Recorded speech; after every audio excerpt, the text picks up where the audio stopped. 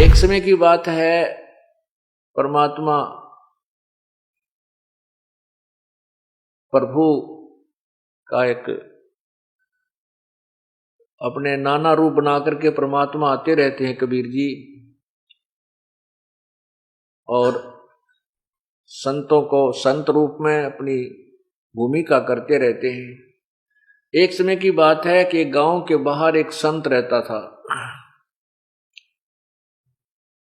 और उसने वहां पर एक आश्रम बना रखा था छोटा सा। तो उस आश्रम में वो कुछ महीने रुकता था, फिर दूसरे आश्रम में चला जाता था, फिर तीसरे आश्रम में चला जाता था, चौथे में चला जाता था, और एक आश्रम में वो महीना 20 दिन 2 महीने डटा करता था, रुकता था। साथ में उसके 2-4 शिष्य होते थे। तो गांव वालों ने, जो उनके शिष्य थे, उन्होंने उस संत की सेवा के दिन बांट रखे थे। एक दिन वो परिवार उनको पूरे दिन का भोजन कराएगा, एक दिन वो कराएगा, उन्होंने पहले से ही निर्धारित कर रखे थे। तो इसी प्रोसीजर के अंतर्गत, इसी रूटीन में ये सब काम चल रहा था। एक दिन एक बहन जो संत की शिष्या थी, उसकी बारी आ गई खाना खिलाने की, और परमात्मा की कृपा होनी हुई, उसका दूध फट गया। दूध फट गया तो उस बहन ने सोचा आज तो बात बिगड़ेगी, जय गुरु जी के लिए खीर नहीं बनाई तय। एक मुश्किल से तो 1 महीने में नंबर आया है, और आज खीर ना बनी तो बात बिगड़ जाएगी। वो एक पड़ोसन के घर गई, जाके बैठ गई। पहले कोई वस्तु मांगने से पहले शिष्टाचार के नाते कुशल मंगल पूछी जाती है। उस सत्संग में जाने वाली बहन ने, जो नए सत्संग में जाने वाली बहन थी, उसके घर में जाके कहा कि बहन कुशल तो है।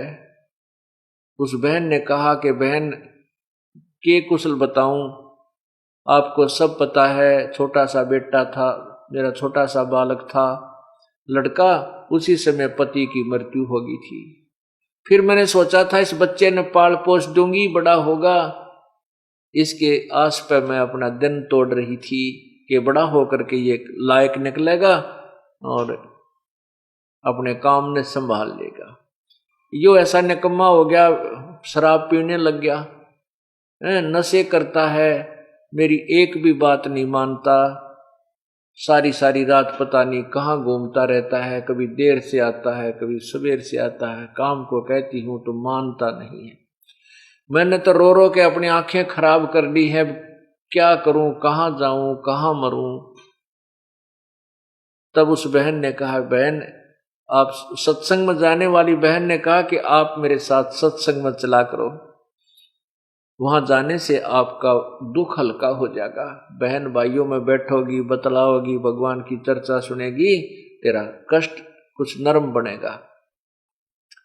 वो बहन कहने लगी कि बहन मैं नहीं जा सकती सत्संग में, क्योंकि मेरे सिर पर धनी नहीं है, मेरा पति नहीं है। तुम्हारे तो पति हैं और दुनिया की जुबान बंद है, यदि मैं सत्संग में जाने लगी तो ना जाने लोग के बात बनाओगे कि इस पर धनी नहीं है सिर पे, और ये ऐसे ऐसे बदनाम किया करेंगे।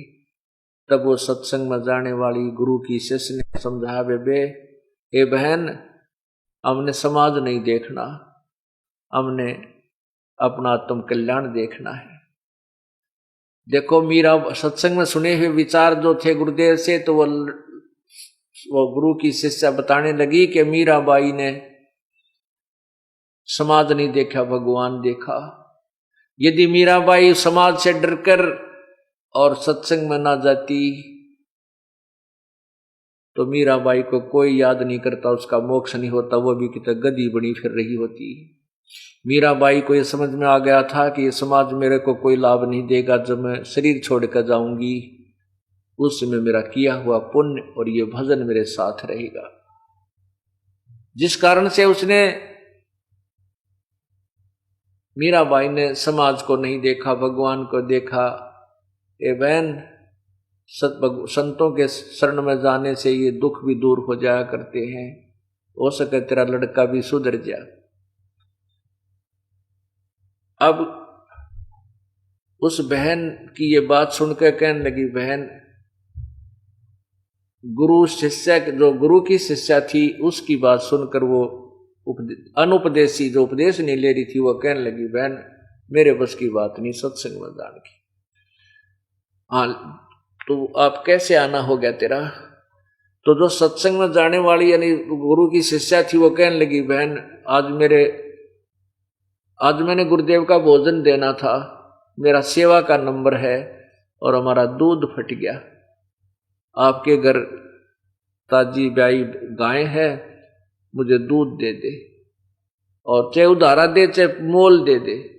उस बहन ने आओ देखा ना ताओ देखा, दूध काट के उसी टाइम निकाल करके भैंस के थनों से खुट्टी का टांग रखा था, बाल्टी जो की तो भरी हुई, उठा के वह बाल्टी सारी की सारी उसके पात्र में डाल दी और कहने लगी, बहन जी आप ये दूध ले जाओ। अब वो गुरु की शिष्या ने कहा, बहन कुछ तो रख ले घर के लिए। अके नहीं, आज तू सारा ही ले जा, इसने मेरे भी भाग जाग जाएंगे, महात्मा जन भगत जन भोजन खाओगे हैं, और आप ले जाओ। अब पुण्यात्माओं अच्छे काम में सहयोग दे तो पुण्य बन जाते हैं, और अच्छे काम में जो बाधा करता उसको पाप लग जाते हैं। अब वहां से उस बहन के पुण्य शुरू हो गए, परमात्मा में उसका सिर हो गया, उसमें उसका साझा बन गया। उसी दिन से वो आहार संतों ने खाया, भक्तों ने खीर खाई। कुछ दिनों के बाद उस बहन ने जो सत्संग में जाती थी, उसने विचार किया, परमात्मा ने प्रेरणा की कि इतनी भाग्यवान बहन है, इतनी दाता है वो, कि उसने सारा दूध उठाकर दे दिया। हो सकता है वो भगवान के चरणों में चल पड़े, उसका उद्धार हो जाए, बड़ी भाग्यवान है, बहुत अच्छी नीयत की है। उस सत्संग में जाने वाली बहन ने सोचा कि मेरे से भी कोई मांगण आ जाती सत्संग, हमारी गुरु की शिष्या, तो भी मैं सारा दूध नहीं देती उसको, थोड़ा सा देती, अपना रख लेती। और उसने तो ना वो सत्संग सुन रखा, ना वो कभी ऐसे विचार उसके अंदर आए, और वो इतनी दयालु है कि उसने सारा दूध उठा के दे दिया। अब इस भाव से वो जाकर उसके पास बैठ गई, फिर सत्संग की चर्चा करने लगी, रोजाना जिक्र कर दे, घंटा आध घंटा बैठे। फिर उस बहन को भी आनंद सा आने लग गया, जो विधवा थी, और वो लड़का उसका शराब स्वरूप पीता था। कहने का भाव यह है कि सत्संग के विचार सुनने से एक दिन उस बहन को, जो अनुपदेशी थी, एकदम प्रेरणा हुई, कहने लगी, बहन मैं भी आपके साथ सत्संग में चलूंगी, नाम लूंगी। अब सत्संग गई, वहां विचार सुने, तो उस बहन ने गुरुदेव से प्रार्थना की, गुरुजी मुझे उपदेश दे दो महाराज जी। लड़की और जब उपदेश लिया, उपदेश लेकर के आ गई, फिर सत्संग में जाने लगी। जाते ही गुरुदेव के पास यही अर्ज किया करती थी, हे गुरुदेव, हे महाराज जी, मेरा बेटा बहुत बिगड़ गया, शराब पीता है, मेरे कहे के नहीं मानता, अपने चरणों में ले लो प्रभु। इस दुखिया का सबसे बड़ा यही दुख है। बचपन में पति मर गया, जो छोटा सा बालक था जो पति मर गया, मैंने शादी भी इसलिए नहीं कराई कि इस बालक में दुख हो जाएगा, और आज इस बच्चे ने मुझे इतना दुखी कर दिया, मुझे कहीं ठिकाना नहीं है, कहती हूं तो मानता नहीं है। संत जी कहने लगे, बेटी तू अपनी भक्ति करती रहे, भगवान जरूर सुनेगा तेरी एक दिन। अब क्या होता है कि सत्संग में आने से पता चलता है कि भाई कुछ दान पुण्य भी करना चाहिए। उस बहन को प्रेरणा हुई कि वह पूरे दिन का, उसने फिर कहा, जो बहन उसको नाम दिला के लाई थी, उसी से कहा, बहन एक दिन की सेवा मुझे भी दिला दो, मैं भी कुछ सेवा करना चाहती हूँ गुरुदेव की। अब उसने दो चारों से प्रार्थना की, सब नाटके कहने लगे, ना भाई ना बहन, मुश्किल से दिन मिला हमारे को तो आज सेवा का, हम तो अपनी बारी नहीं देंगे। उस बहन ने जो उसको नाम दिला के लाई थी, उसी ने अपनी टर्न में से शाम के समय का भोजन दे दिया। बहन सुबह का तो मैं खिलाऊंगी, अगली जो बारी आई तो शाम का तू खिला दिए। तो बड़ी खुशी हुई उस बहन ने, जो नई सत्संग में गई थी, पहली बार उसने सेवा का मौका मिला, खुशी खुशी में खीर बनाई, हलवा बनाया, रोटी बनाई, सब्जी बनाई, और इस रुचि में आज गुरु जी को खिला के आऊंगी, भक्तों को खाना खिलाऊंगी। अब क्या हुआ, खेल कुदरत का हुआ, बहन खाना बना रही थी, उसको बुखार हो गया, बहुत जबरदस्त बुखार हो गया, और इतना हो गया कि वो 10 कदम नहीं चल सके। अब उस बहन ने अपने आप को कोसा, देखे भगवान आज तो मुझे मुश्किल से अवसर मिला था वो गुरुदेव की सेवा करने का, और आज ये बुखार बन गया, मैं 10 कदम नहीं चल सकती। और वो बेटा ऐसा नालायक से आवत आवर ना भी आवर, आ भी गया तो क्या ना माने, वो कतई नहीं जा। और आज मैं सेवा नहीं कर पाऊंगी तो मुझे कभी भी टर्न नहीं मिलेगी, मुझे कभी सेवा का मौका नहीं मिलेगा, मेरा जीवन व्यर्थ हो जाएगा। इतने में वो लड़का आ गया। वो लड़का आ गया तो उसकी मां ने कहा, बेटा मेरा एक छोटा सा काम कर दे आज तू। वो बोला कि क्या क्या काम है मां? बेटा मैंने ऐसे ऐसे नाम ले लिया गुरुजी का, और ऐसे ऐसे वो तेरी चाची ताई से मैंने शाम का सेवा मांग रखी है, गुरुजी का भोजन देकर आना बेटा, मेरा बुखार हो गया देख। अब वो लड़के ने माँ का हाथ पकड़ के देखा, बोला माँ बुखार तो बहुत तेज है तेरे। तो उसकी माँ बोली, बेटा ये रोटी मैंने बांध डाल रखी है और तू आश्रम दे आ। वो थोड़ी सी दूर पर आश्रम था, 1 किलोमीटर दूरी पे। तो वो उस लड़के ने के स्कीम बना रखी। उस लड़के ने, हाँ, तो वो लड़का नाट गया, अकना मैं ना जाऊं, मैं ना देखा हूं तेरे गुरुजी का भोजन। उन्होंने के स्कीम बना रखी, वो चोरी करने लगे। और उन्होंने उस अपने साथियों से मिलकर उस बहन के लड़के ने और अन्य साथियों ने सलाह बना रखी कि रात्रि के समय राजा के महल में चोरी करांगे। रानियां के 9-9 लाख के हार होते हैं, इतना बढ़िया सोना होता है, और उसको लावांगे और मालो माल हो जावांगे, ऐसे मकान बनावांगे, खूब दारू पिया कराएंगे। बच्चे थे जैसे अपने मन में मियाँ मिट्ठू बने। उन्होंने स्कीम बनाई कि रात्रि में 12 बजे उस मंदिर में इकट्ठे होंगे, तो वहां आ जाना, फिर वहां से चोरी करने चलेंगे। अब उस लड़के ने तो वो 12 बजे दिखे थे, कहीं मैं सत्संग में चला जाऊं और मैं लेट हो जाऊं और मेरे साथी चले जाऊं चोरी कर, तू पीछे रह जा, तुझे आज हार ना मिले ना सोने क्या, तू कंगाल रह जाएगा। उसने उस अपने नुकसान को देखते हुए माँ को कति मना कर दिया कि मैं नहीं देखा हूं तेरे गुरुजी का भोजन। अब वो माँ असहाय होगी, वो बोली रे निकम्मे तू आजाद युग मेरे आजाद युग काम कर दे बेटा, जिंदगी में तने काम नहीं कहूंगी। और वो मेरी साथन थी बहन, वो भी जा चुकी है, अगर मैं उसके हाथ से भी पहुंचा देती, सब जा चुके हैं सत्संग में जाने वाले। तो उसने वह नो कह रोन लगी बैठ के एक तरफ, और तो कोई चारा के चला। वो 15-16 साल का हो रहा था, छोटा बालक होता धमका दे, पीट दे, खुरका के भेज दे। एक तरफ जाके कोण में बैठ के खूब रोए, ए भगवान इसी पापन को क्यों जन्म दो थे, मुश्किल से सुथरी अशुभ कर्म करने का अवसर मिला था, आज ये भी बाग में कोई ना मुझ पापन के।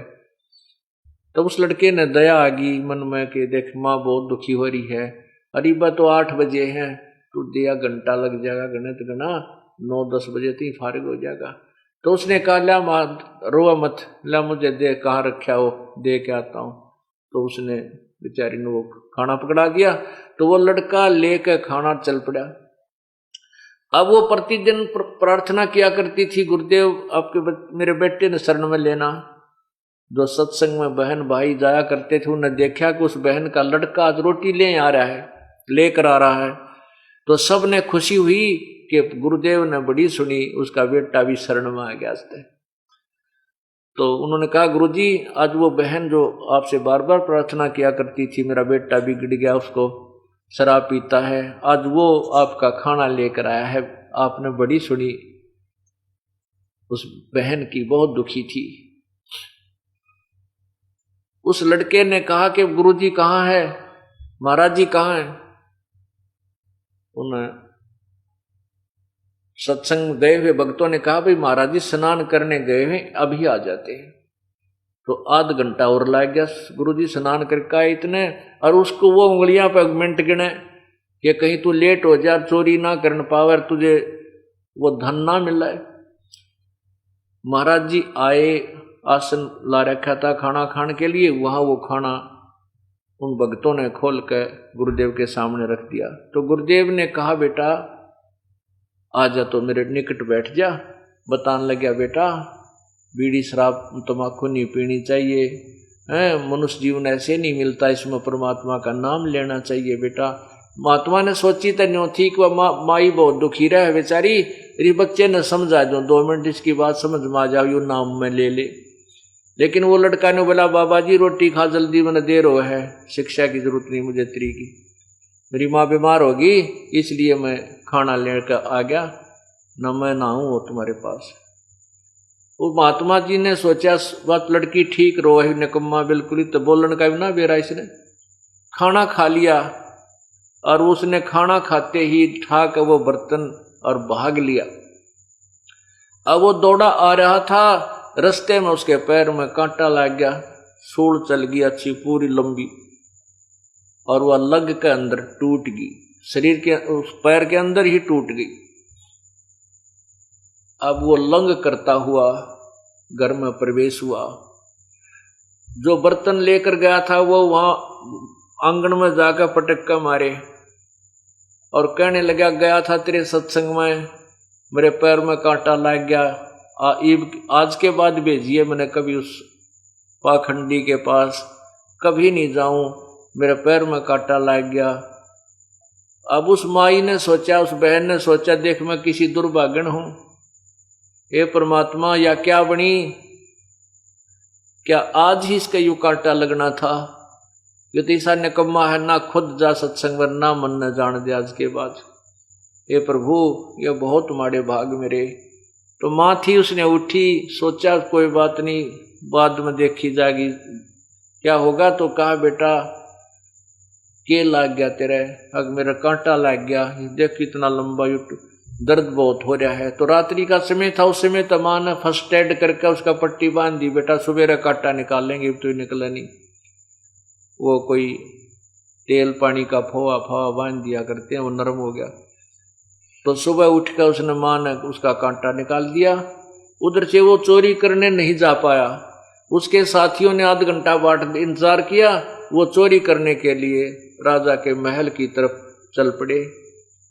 महल में प्रवेश करने की चेष्टा कर ही रहे थे, सैनिकों ने उनको पकड़ लिया, सिपाहियों ने पकड़ दिया, राजा के पेश कर दिया सुबह सुबह, रात नहीं।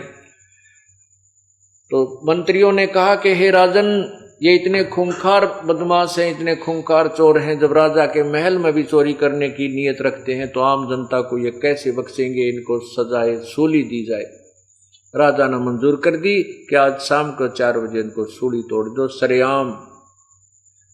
अब उनके गले में सुबह सुबह 8 बजे उनके गले में गाल का पट्टी कि हम अपराधी हैं, हम राजा के महल में चोरी करने जा रहे थे, सोच रहे थे हम चोर हैं, आज शाम के समय हमारे को सूली पर चढ़ा जाएगा, कोई सुनता हो तो ऐसा पाप कभी मत करना। ऐसा उनके गले में पट्टी बांध रखी, उनके मुख से कलाते हुए काला मुंह करके सारी नगरी में एक विशेष बैंड बजाते हुए वो राजा घुमाया करते, राजा के नौकर सैनिक घुमाया करते थे कि उनको देखकर और प्रजा डर जाए, कोई चोरी ऐसी गलती ना करे, इस दृष्टिकोण से। अब उसके साथियों को वो पुलिस वाले गढ़ते हुए पीटते हुए ला रहे थे और कह रहे थे, बोलो हम चोर हैं, राजा के घर चोरी करने की सोच रहे थे और आज हम शाम को 4 बजे सूली पर चढ़ाए जाएंगे, हमारी मौत हो जाएगी, कोई भी चोरी मत करिए।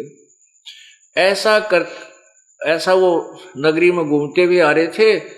तो जब वो एक विशेष प्रकार का बैंड बजता था तो सभी ये देखने के लिए अपने घरों से बाहर आ जाते हैं नागरिक कि देखें इन्होंने क्या कसूर कर दिया, क्या अपराध किया है। वो दोनों माँ बेटा भी अपने घर के बाहर आकर खड़े हो गए। अब उस लड़के ने देखा कि ये तो मेरे साथी हैं और इनको आज शाम को सूली तोड़ा जाएगा, जिनके साथ मैं चोरी करने के लिए जाना चाहता था।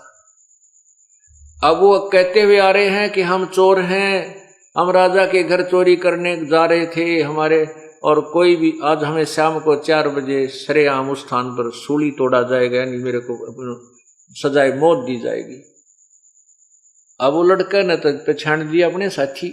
माँ को क्या पता था कि ये इससे के मित्र हैं। माँ तो अपना जाकर जब वो चले गए आगे को घर से, माँ तो अपना काम लागी, झाड़ू झप्पात करने लगी, और वो लड़का अपनी माँ के पास जाकर रोने लग गया और माँ के सीने से लग कर बुरी तरह रोने लग गया। कहने लगा, हे माँ, धन है तेरे गुरुदेव को, अगर कल मैं सत्संग में नहीं जाता, तेरे गुरुदेव का खाना लेकर नहीं जाता, हे माँ तेरा बेटा नहीं था, आज मैं सूली तोड़ दिया जाता। अब माँ नौकर निकम्मे, क्यों सूली तोड़ दिया जाता, तू क्यों डर गया इतना, मेरा बेटा कोई चोर थोड़ा ही है। माँ ने ये नहीं मालूम था कि चोरी करता, इतना जरूर पता था कि ये शराब स्वरूप तो पी लेता है। तब उस लड़के ने सारी कहानी बताई, माँ मैं पक्का चोर हो गया था और आज रात में मैंने इनके साथ जाकर के चोरी करनी थी, अगर मैं तेरे गुरुदेव का भोजन लेकर नहीं जाता मेरे पैर में कांटा ना लगता, माँ तेरा बेटा नहीं था। अब उस समय उस बालक ने सारी याद आया कि मैं मर जाता माँ तेरा क्या होता, अब कैसे जीती। यानी इस तरह के विचार उस परमात्मा की कृपा से उस अनाड़ी बालक में मालिक ने वो सोशल सिद्ध करके उस बालक को सीधा कर दिया और फिर माँ के साथ जाकर उसने गुरुदेव से उपदेश लिया, अपना जीवन कल्याण कराया।